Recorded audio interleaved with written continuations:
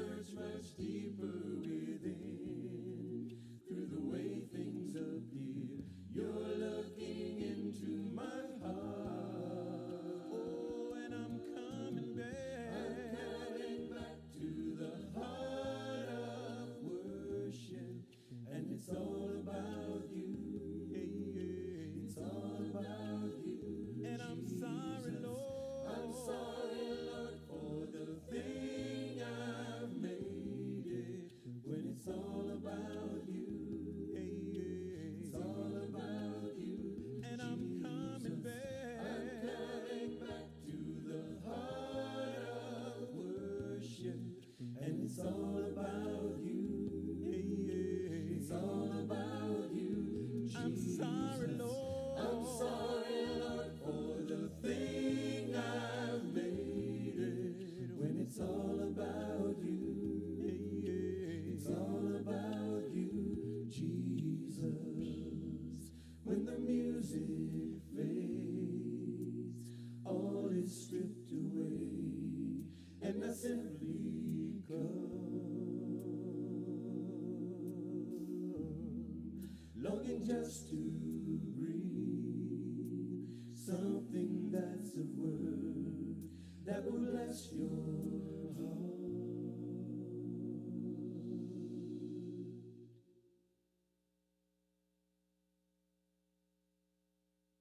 This is the day that the Lord has made. I will rejoice and celebrate. This is the day that the Lord has made. I will rejoice and celebrate. This is the day that the Lord has made. I will rejoice and celebrate. I will rejoice and celebrate. He goes before me. He goes before me. He walks beside me. He walks beside me. He lives within me. He's the lover of my soul. He's my defender. He's my defender. He's my provider. He's my provider. His overflowing mercies are brand new every day. This is the day that the Lord has made. I will rejoice and celebrate. This is the day that the Lord has made. I will rejoice and celebrate. He goes before me. He goes before me. He walks beside me. He walks beside me.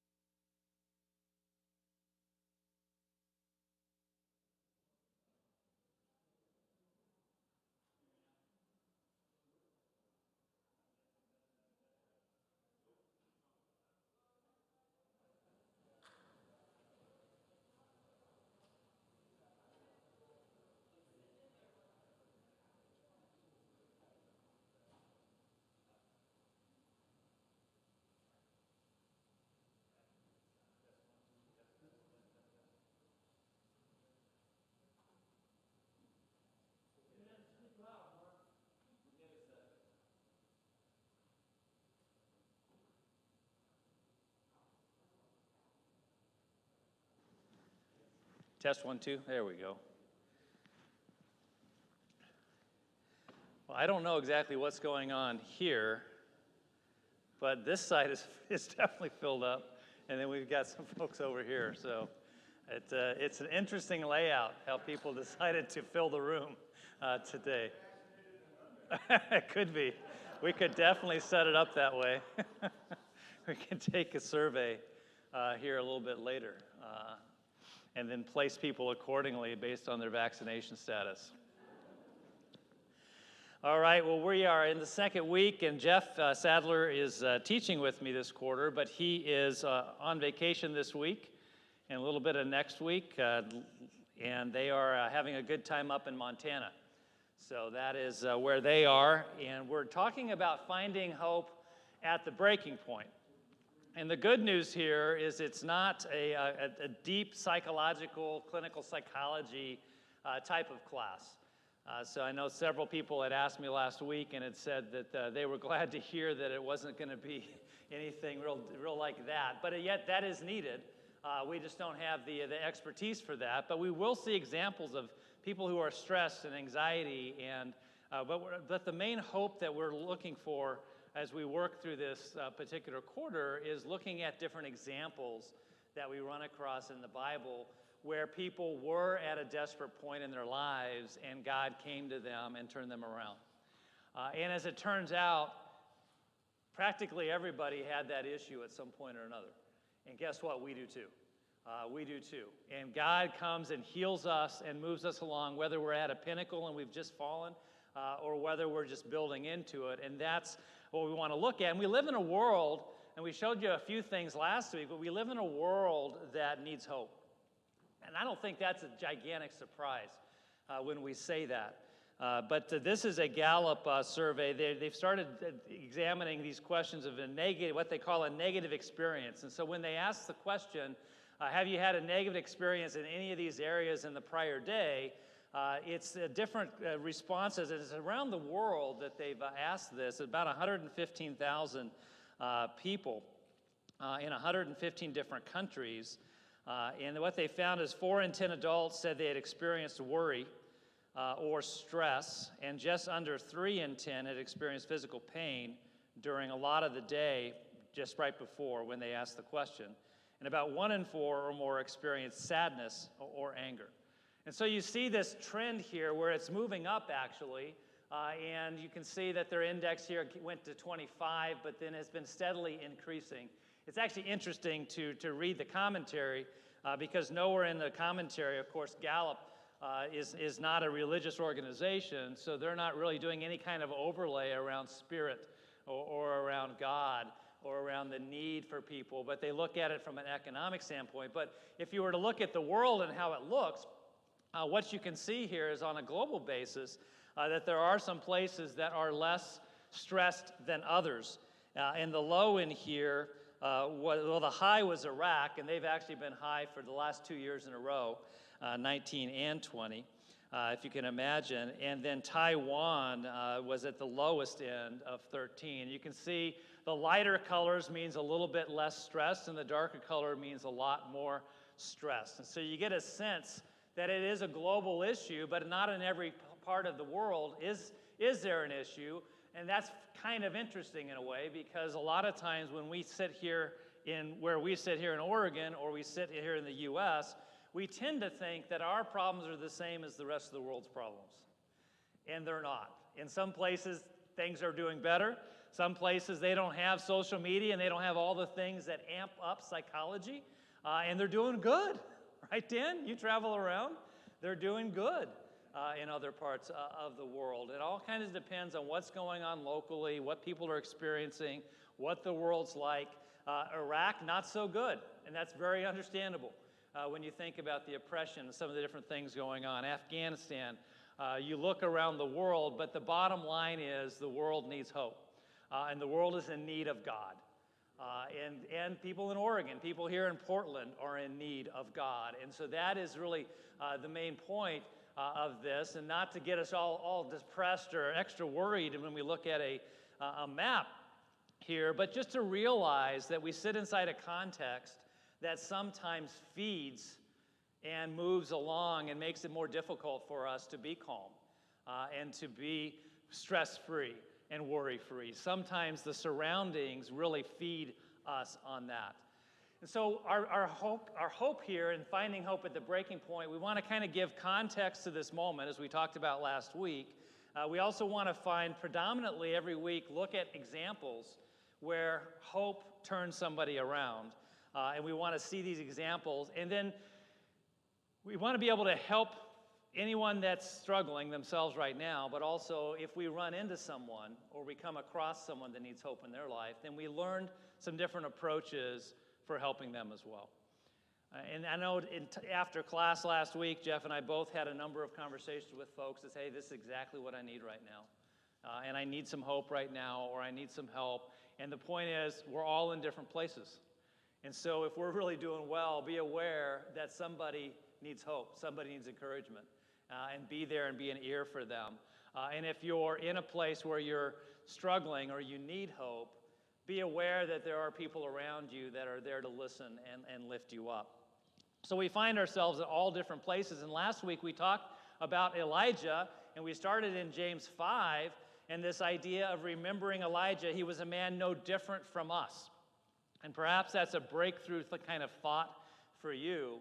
I have a hard time identifying myself with Elijah, and maybe you do as well. But he's a man no different than us, but he prayed with great intensity. And this, of course, went into the scene where he prayed then for the rain that James references. And it's right before where we studied last week in 1 Kings 19, where all of a sudden he runs. And we're going to look again into this story of Elijah today. But at last week, as we ended, we said try to turn down the noise in our lives and try to get really quiet and listen for God. And I was curious if any of you, how did it go for you? Did any of you try to turn down the noise or try to make life quiet at all? And did you listen to see what God was telling you? How did it go for you? Did anyone try that? Did anyone want to share any experiences this week of trying to turn down the noise in your life? Yeah.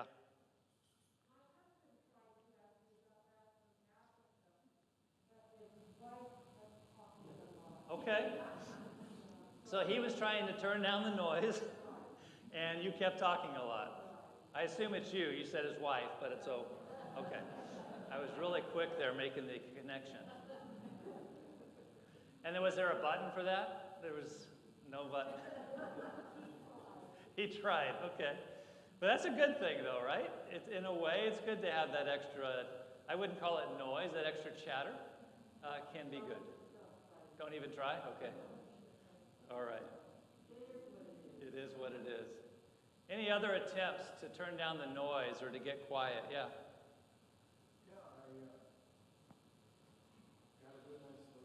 Okay. Didn't have anything planned for the day, so I went a couple of walks. She's recovering from a broken toe several weeks ago, so Yeah. the walks are tended. But we heard each other a lot, and that's cut in half. Okay. You slept, you took a little bit of a walk, and just enjoyed the day. So then there's a lot to that. Right, to being able to unplug and take some time and do that. Sometimes it's a challenge to find that time. Then I got back and found out that one of the irrigation had sprung a leak. Yeah, irrigation leak sprung a leak, so you had to jump in and deal with that. Yeah. Oh, there's always something, right? Yeah, Dan? I found early morning exercise is really a quiet time. Yeah. Okay, so you use early morning exercise. Yeah. It just, you're out, you see the nature of God, think about God, and to me, it really does help with this. Yeah, but I think intentionally slowing down, and last week we talked about Elijah in the cave and how God wasn't in all the noise, he was in the whisper. And so that's where this came from, is trying to be more quiet so we can hear God. And we have to be strategic. We have to be intentional about finding ways to slow down and be quiet and get rid of the noise. Okay, any other experiences? Yes? Okay, so a lot of people are going to think this is probably weird. Okay, we'll take a vote later. They're going to think it's weird. Walking through the bridges. Okay. Walk. You're just going up and down the aisles, and if you're by yourself, especially nowadays we're all wearing masks, so people don't really make eye contact. It's strangely enough that your mom, I'm going to keep my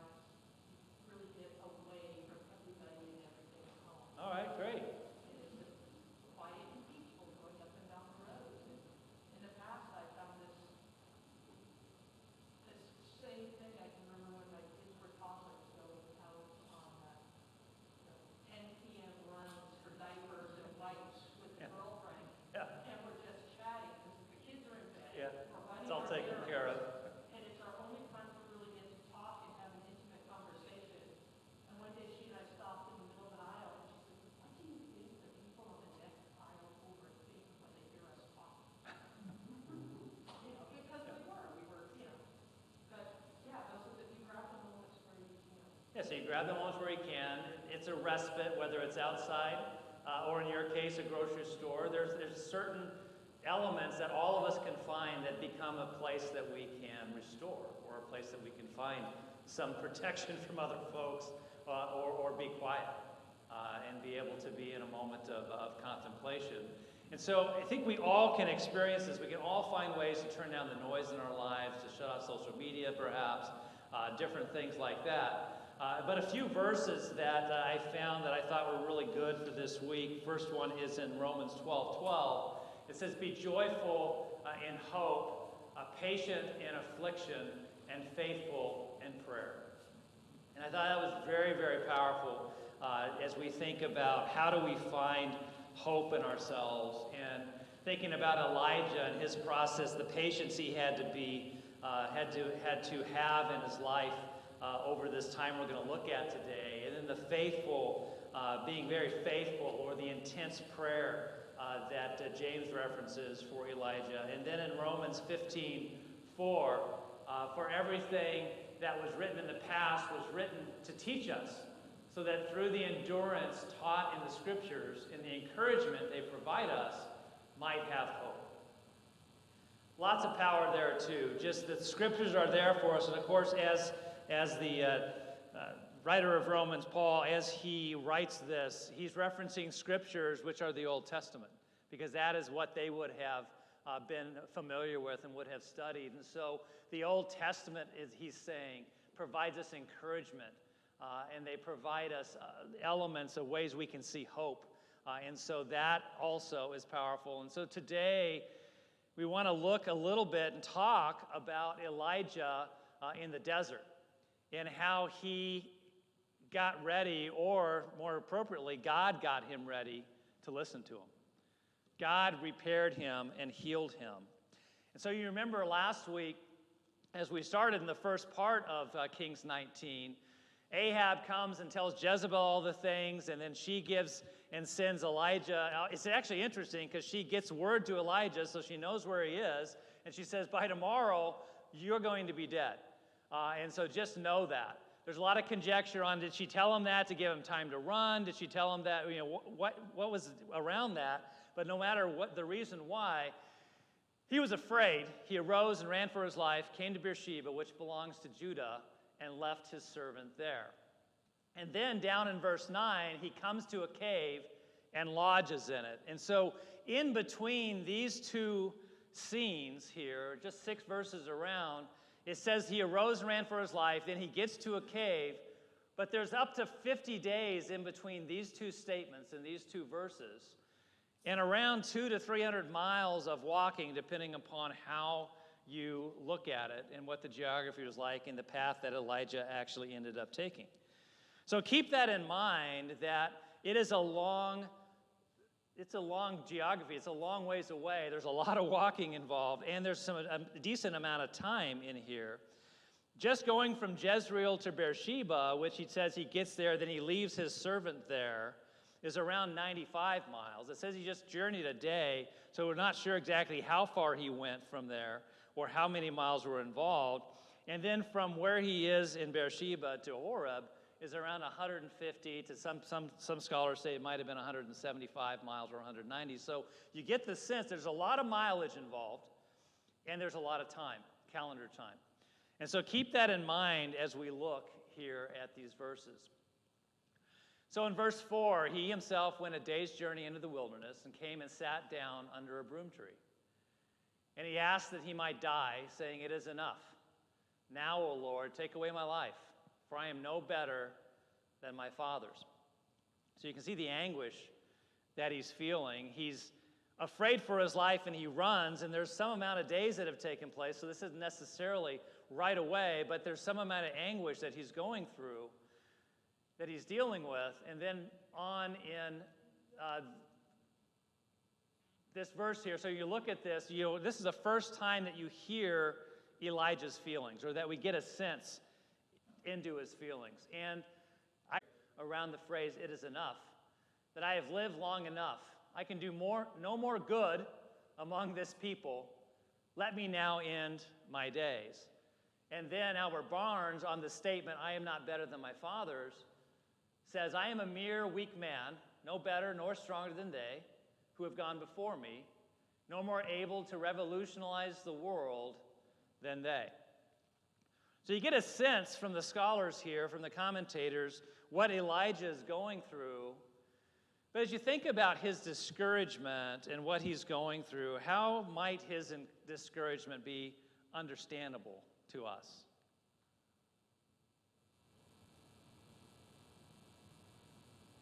Any thoughts on that? He's feared for his life. So he's afraid for his life. So it's very understandable that he'd be having this reaction. Yes?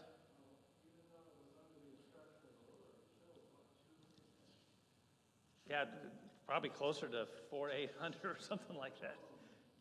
So he has the anger. Yeah, so this was PTSD here. I mean, that was something that was brought up, and some of the commentators also, is just think about this impact of having seen so many people killed, but also then chasing people down and killing them with the sword as well. And it's not just a couple, it's hundreds. And so there's this reaction of grief, perhaps, that could also be sitting in Elijah at this point. Yeah, Paul?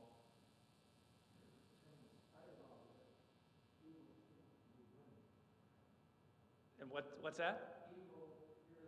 Yeah, so evil appears to be winning. And we talked a little bit about that last week, that how disappointing it would have been to have this mountaintop experience, to see God get rid of all of Baal's followers, all of Baal's priests, and then to pray and have the rain come and then run faster than a chariot back to town. And so have this real pinnacle experience, and then get back and get this note or this memo from Jezebel and realize, man, I've done all this stuff and it's still not enough.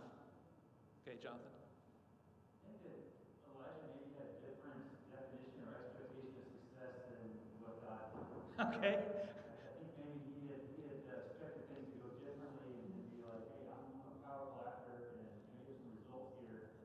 And maybe last and change the world's got to be just fine and we're going to be a better place. But that's not the path that God had for him in his life. So God's definition of success in this instance was much different than Elijah's, and his expectation of what he thought the world would be like after all this had taken place.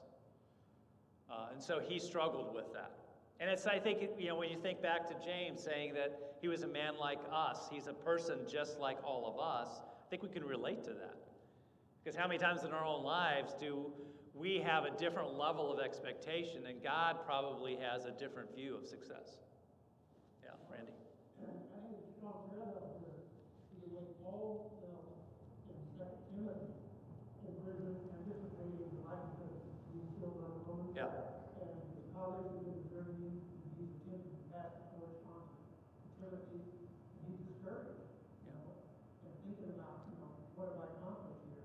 So his reference to what he's accomplished, what God knows that he's accomplished, his life is probably different at that point.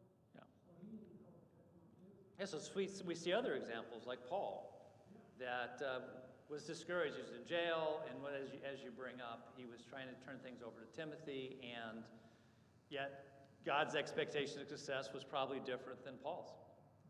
Yeah, Dan, and then... I don't really understand it, to be honest with you. The reason I don't understand it is because he's given victory before he goes through this. Why do we have such short memories of what God has done for us when we have a trouble now? Yeah. If he's able to deliver us there, why isn't he able to deliver us there? That's hard for me to understand that we can't remember. It's so human, isn't it? But it's difficult because we want to be hard on Elijah, but yet we also understand because he just went through all this victory, and why didn't he think God would just zap and take care of Jezebel as well? And as we learn later in a few verses, that is God's plan. And God's plan is to come and wreak havoc on Ahab and that entire establishment. So why do we forget? That is what's troubling. And this is why this is such a fascinating study and insight into Elijah, because he is so human, And we want to just get angry with him and say, wake up, but yet we know he's just he was taken up in a chariot.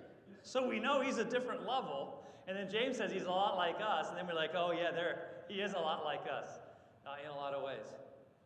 In his running and his fear for his life, maybe he's just kind of like tired of it all, because in the presence of God, he says he can just let me die. Yeah, he's not just talking to him, he's talking to God, saying, I'm done. I've done everything I could, and I'm done. So he's just worn out, perhaps. Also, this PTSD, we're not given a lot of the backdrop here, obviously, but it's important to slow down, I think, and to realize what's going on here and to try to get a sense of his anguish and what he's feeling and how low it is. He's afraid. He arose and runs for his life, and now he says, it's enough now, O Lord, take away my life, for I am no better than my fathers. And then he lays down, sleeps under a broom tree, and behold, an angel touches him and says to him, arise and eat. And he looks, and behold, there was at his head a cake baked on hot stones and a jar of water. And he ate and drank and lay down again. And then the angel of the Lord comes again a second time and touches him and says, arise and eat, for the journey is too great for you. And he arose and ate and drank. So think about where Elijah is here at this moment, and he's just completely overwhelmed. He's afraid. He wants to die. He says to God, just take me now. I've done enough. Just call it good. Give me credit for what I've done so far and realize that I failed and fallen short, and just take me. And he falls asleep exhausted. But in this scene here with the angel and all that, what is it that you find maybe interesting or unexpected about this scene? Any thoughts? He has an angelic cook, right? And that's the most obvious one, but yet sometimes we just accept it as normal. That it'll go, yeah, of course. He had an angel that came and ministered to him and cooked for him. Almost like it was normal, right? He ate and went back to sleep, right? That's surprising. It's almost like Elijah stirs and goes, what? Oh, yeah, okay, this is good. All right. It's just an angel. I'll go back to sleep. Yeah. What else? Interesting or unexpected?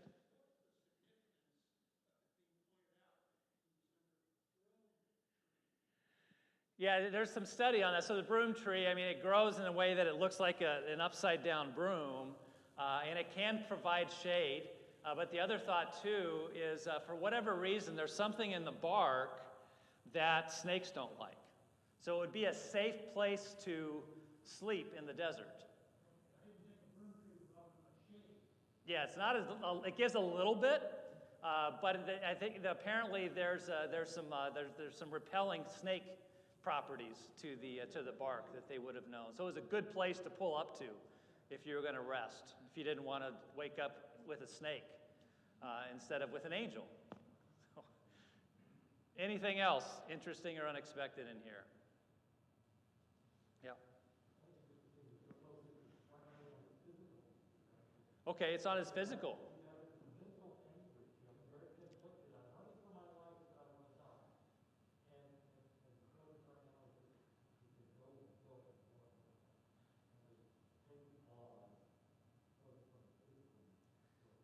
Yeah, and sometimes when we're under duress and extreme times of stress, we forget those things, right? We don't get the sleep. You talked about how you get the extra sleep and then you're just calm, and then getting the right sustenance and the right hydration. It can make all the difference in the world. So it's very interesting that the Bible captures this because it is very much a ministering to the physical side for Elijah. It's almost like the angel's announcement. You've got another journey to take. Yeah. You don't have the strength. You don't have the strength. There's another journey coming. And what's interesting, we don't know, is the angel telling him that's the journey? Is Elijah intending that to be? Because we know that Elijah laid down there to die and to have God take him.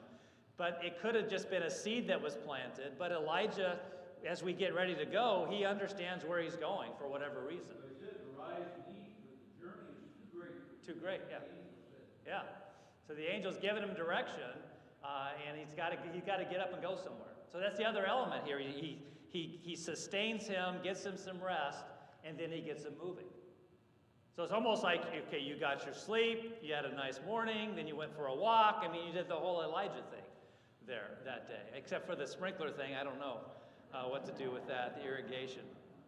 But that stuff does pop up in our lives sometimes. So if you look at John Gill, he summarizes it this way. He says, so far was the Lord from granting his request to take away his life that he made provision to preserve it.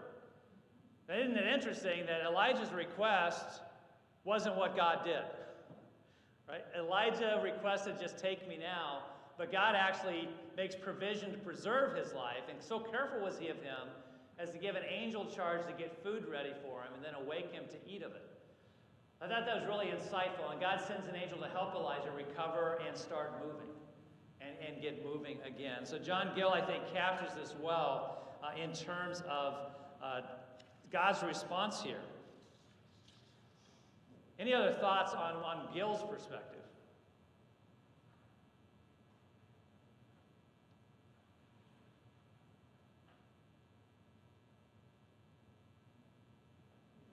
Yeah. Look at it as being, Elijah really wasn't in charge, Elijah wasn't in charge. just like us. Yeah, just like us. Oh, again, just like us. Not in charge, just like us. We have a different standard of success than God does. Just like us, we go in different directions than God might want us to go at times. We feel things that God would rather us feel differently. And we make requests of God, and God sometimes ignores that request and does something different. He answers the request the way he wants. He answers the request the way he wants to, the way that is best for our soul and our eternal being. Yeah. This all really just reminds me of whenever I've been so sick that I couldn't take care of myself, and it felt like, when you over-dramatize it, think you are going to die whenever, and your mother takes care of you like this. Yes. That's what this really reminds me of. Somebody, you may be, screaming at the top of your lungs how you're gonna die over it, and they don't say a word, They do something different, right? take care of your needs. So we can remember a time when we were sick, and then we thought it was over, and someone just did something different and got us back. Got us back, and usually mom. The compassion and the care. Yeah, and God has this compassionate, caring side, and you can sort of see him taking extra care here around it, and this idea of the angel sort of being normal when you think about it. And then later on, last week I referenced this, so I wanted to look at it again in 2 Kings 6, 15 to 18. This is the scene where Elisha's being run down, Elisha's being hunted, and the king is after him, and he has a servant with him, and they're now surrounded because they found out where Elisha was, and there's an army with horses and chariots all around the city. The servant says, what shall we do? What are we going to do? And Elisha prays and says, he says, do not be afraid, for those who are with us are more than those who are with them. And Elijah prays and says, oh Lord, please open his eyes that he may see. So the Lord opens his eyes of the young man, and he saw, and behold, the mountain was full of horses and chariots of fire all around Elisha. So this spiritual army, there is a spiritual dimension that we forget about. I forget about. You might forget about. That right now, we are surrounded by spiritual armies and angels, and there's this other dimension, and it's hard for us to imagine that. But just seeing Elijah and his response was almost like nonplussed. It's like, oh, it's an angel. Of course, he'd been fed by ravens, and he'd also lived in a home where there was a plentiful supply of food at all times in the pantry. And then now we see him with this. But Elisha, in this case, brings down the veil so that his servant can actually see. And it's so insightful that at this point, Elisha, who takes over for Elijah, is actually in a very present point in his life where he knows that's there. And the question is, does he see that himself? Does he already see that? Has God already revealed that to him? So he's calm, and his servant's saying, what are we going to do? And Elisha says, it's all good. It's all good because I need you to see what's actually around you. I think sometimes in our lives, if we can remember what's actually around us, that God actually is there to care, that we're not alone. But Elijah felt very alone in this situation that we're looking at today. He felt he was the only one. But God does care for us. And I was curious, we talked about mom sometimes and how she's cared for us when we were sick and helped us feel better. But are there any examples for you that you're willing to share that maybe ways God has touched your life or how you felt God's direct experience in your life at some point?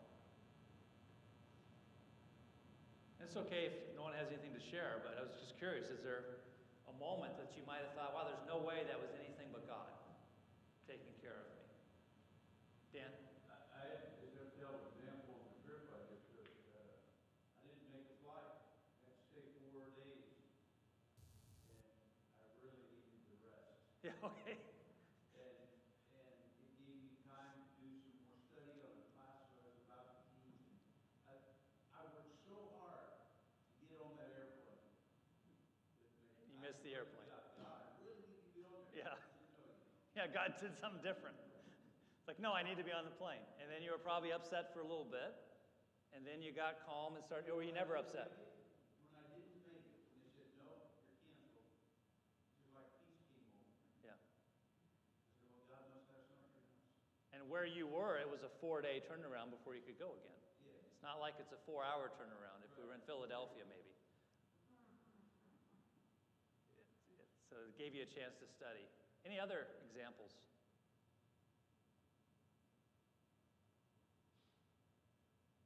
Yeah.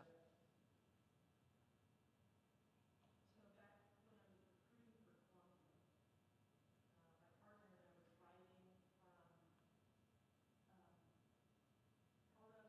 from Colorado Springs, Colorado to Boise, Idaho, straight to the night. And we had just finished one camp and we're heading to another. And so we were tired. And we're driving through the middle of the night. And he was sleeping in the passenger seat. And I started kind of white lining it and then nodding off. I was driving. Mm-hmm. And there was construction in front of us, and I was barreling into it, straight highway speeds, and there were dividers coming over the switches over into a different lane, the concrete dividers, and I went straight through concrete dividers. And he sat up in his seat and said, "Wake up, you're gonna crash." I barely swerved at the last minute, almost rolled us. Was pulled away thin, rolled down the windows, moved into the cold air, cranked up my Olivia Smith as loud as it would go, and went on driving down the road. And he went right back to sleep. Yeah. And I thought that was the greatest thing in the world. He just went back to sleep. Wakes up, hey, and then go back to sleep. It's like, how after all that adrenaline did you go back to sleep? Yeah. Anyhow, back in Boise the next morning, we were talking and I said, I cannot believe you went right back to sleep after I almost killed us last night. He said, what are you talking about? And I said, you told me to wake up that I was about to crash, but no, you didn't. I don't have a clue what you're talking about. Huh. Yeah. Yeah. Very cool story. Yeah, but there's extra help around us sometimes that we don't. There is extra help all the time, but sometimes we don't see it. But then sometimes we do experience it, and then it's very, very affirming in our walk. And so Elijah goes in the strength of the food 40 days and 40 nights to Horeb, the Mount of God. And so he might have had some sustenance along the way. We're not sure. It's probably a 40-day fast, 40 days and 40 nights. Just as a quick aside, who else has spent 40 days and 40 nights in the wilderness? Fasting. Christ. And then is there anybody else that you remember that fasted for 40 days and 40 nights in the presence of God? What's that? Jesus, yeah, Jesus did. Moses, thank you. Fascinating, right? Transfiguration. Christ, Moses, and Elijah. And they all share this 40-day and 40-night experience of fasting And that's just an extra aside that I just thought, oh, that's so cool. I hadn't picked that up before. Maybe you had it already. But it's these neat little stories that exist in the Bible and how they intersect and how you think about, okay, that's something else those three have in common. Because you wonder, how did those three get together up on the Mount of Olives? But then you get to see little pieces around the Bible that give you a clue on that. So he comes to a cave and he lodges there. This is what we looked at last week. And then the word of the Lord comes to him and he asks him the question, what are you doing here, Elijah? And he gives the response, I've been very jealous for the Lord, the God of hosts, for the people of Israel have forsaken your covenant, thrown down your altars, killed your prophets with the sword, and only I am left, and they seek my life and take it away. So we talked about this particular scene last week, but think about it in this context. So he's had an angel, he ran for his life, he had an angel provide him sustenance and give him food, and he got some rest, he had some drink, some hydration water, takes a long walk, goes into a cave, and then God asks him, why are you here? And we see his response. This is the second time it's captured, his words are captured, his response to God versus his prayer of take me now. Where do you think Elijah is emotionally here at this moment? We don't know, but where do you think he is based on the words that he's saying? And would you think he would have progressed further, or do you think he's right where he needs to be here 40 days since the angel? Any thoughts on that? He's had a lot of time to contemplate. Why shouldn't I be here? I'm the only one left. Okay, I'm the only one left. Of course, this is why I'm here. I'm the only one left. And I wonder, is this a finely honed response that he's like, okay, 40, he's just thinking about this day in and day out? If you think about how we spend sometimes, it's just interesting to think, what did that 40-day journey look like for Elijah, such that when he finally got here and he gets the presence of God, not the angel now, but the presence of God, he says, what are you doing here?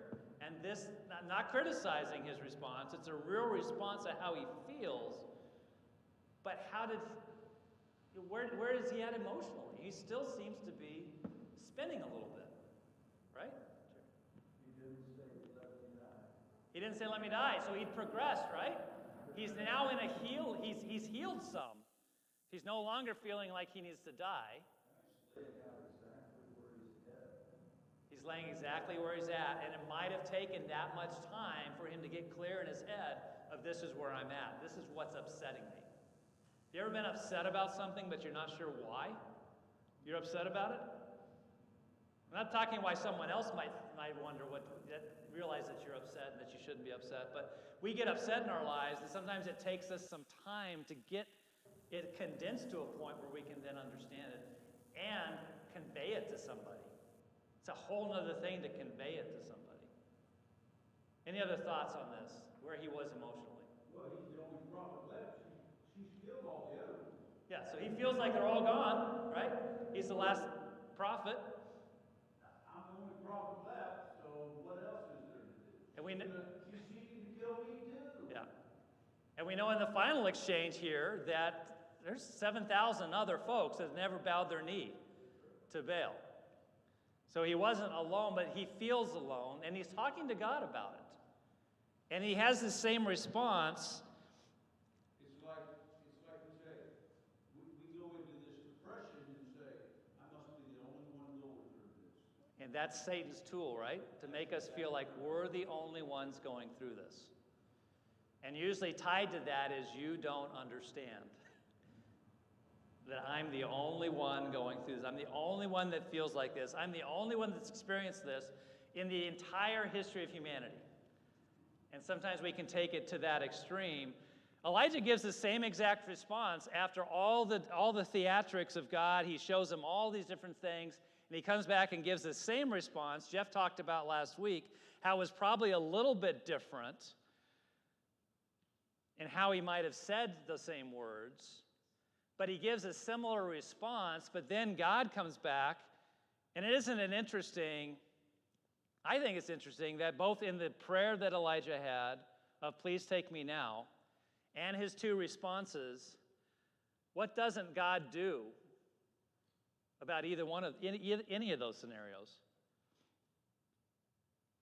Does he address Elijah directly on the things he's talking about, or does he ignore it? He kind of ignores it, doesn't he?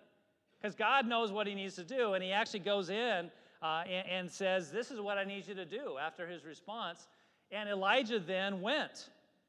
He did it. The very next thing we see him doing, we know he probably did the appointments of some of these leaders, but we know it's captured next in the verses that he goes and finds Elisha. And then begins that because God told him to. And God tells him to go and do.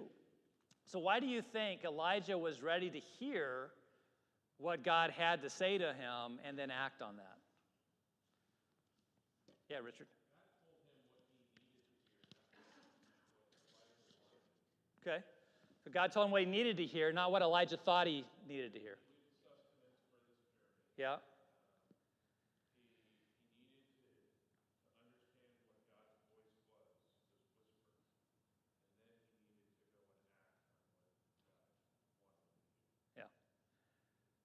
So there was a process involved.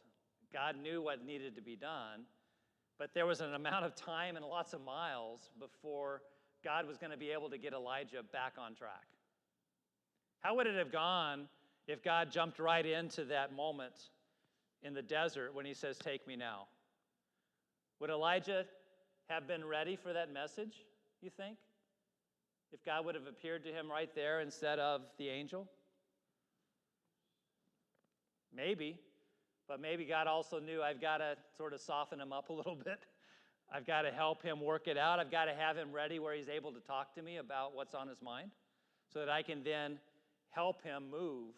And God knew exactly what he needed to do. So Elijah moves from outright fear to ready to hear and act. He gets some sleep. He gets hot stone cake, a jar of water, a walkabout. He goes to a cave. He gets a loud display, a whisper from God. And then he gets a mission and things to go do. Something I read this week is it's never unclear to God that God has a mission for this world.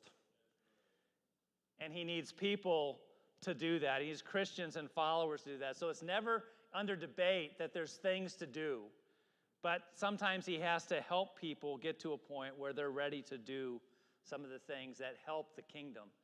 And the Lord says to him, go return to your way in the wilderness of Damascus. And when you arrive, and he gives him a list of things to do. And he sends him back a little bit different way, perhaps because it avoided a Jezebel in the process. So we think about and we wrap up today ourselves and getting ready to hear from God. Some of the conclusions I had around this is it's good to be in God's care, isn't it? To know that there's a God there that sometimes does things differently than what we ask, that it's good to be in God's care, and more is going on than we can see. There's all kinds of good surrounding us, and sometimes we miss that because we get obsessed with the bad things that are going on. And the angel watched over and cared. Now, it's also important to refresh, restore, and move. We've got to keep ourselves ready. We can't run ourselves thin to the bone. We have to have time for reflection. Oftentimes things look better after we sleep, after we eat, after we hydrate, and we get in a better touch with our own feelings and what we are experiencing and what we need God to help us with. And then it takes time for us to be ready to hear God and respond. See, sometimes we want that quick fix. Sometimes it's like, I'm having trouble now and I want you to fix it now. Or if you could do it by Tuesday, it'd be great, God. And sometimes God's going, it's not in my plan. Tuesday's not in my plan. It might be Tuesday a year from now. And dealing with that and having patience for that is hard, but we want quick fixes. We want understanding now. We want to know what our purpose is. But Elijah wasn't ready, I don't think, to hear the message from God under the broom tree. And I think God needed to have him have some space and time to process this. And he needed a new location 200 miles and at least 40 days away to be able to talk with him and give him his new mission. So the thought for the week is, give you this, work on creating a calm and sustaining environment and practices in your life. Think about this week of how can I create calm and what kind of environment is around me and what practices do I have every day? Am I reading? Am I talking with God? Am I praying to God? And maybe also pray to God to reveal to you all that he's done in your life. Just say, God, tell me all the different things, all the great stories that have happened in my life, and then capture those. Write those down of times when God has been with you. And maybe there'll be another time that God places on your heart that you didn't even realize it, but it occurs to you because you're praying to God, just let me see how present you were. Drop down the shields of my eyes and let me see how you were in my life and how you were around me. So work on trying to create calm and then pray for God. And then this verse here in Proverbs 23:18, maybe use it this week to know that there is surely a future hope for you and your hope will not be cut off. God is about hope, and hope is always there. Hope is the promise of eternal life and being together with him forever. So stay faithful, stay hopeful, and let's close with a quick prayer. Dear God, while we have a hard time sometimes understanding Elijah and how he should have perhaps responded differently when he was threatened with Jezebel, but he didn't. And he became afraid. And sometimes we become afraid in our lives, or we lose focus, or we lose hope. We forget that you're there, that you've helped us conquer so many things. And there's so many stories of grandeur in the Bible that you've given us, God, and just pray that we would read those stories and that you place those stories in our hearts so we would be reminded that you are always there to protect us and that you will act in our lives. We just pray this week that you'd help us really work at creating an environment of calm and to have practices that allow us to interact with you on a regular basis, that we can read your words and get into these great stories of hope, and that we can have a conversation with you and just share our thoughts and our feelings. Truly, whatever it is we're feeling, God, we know you will listen. And you might respond directly to what we're asking and saying, or you might give us a new way. But just please help us to have the joy in our lives of knowing that you are in our corner and that you are there to bless. And help us this week to run across somebody that might need hope and might need joy in their lives, and help us to be in a place where we could share maybe the Elijah story or another story or a story from our lives where, God, you helped us. Thank you for this time. Encourage us. In Jesus' name, amen. All right, next week we're going to look at the disciples as they scattered at Christ's crucifixion and before the resurrection. So we'll look at that moment and see what kinds of things we can learn from that. So thank you.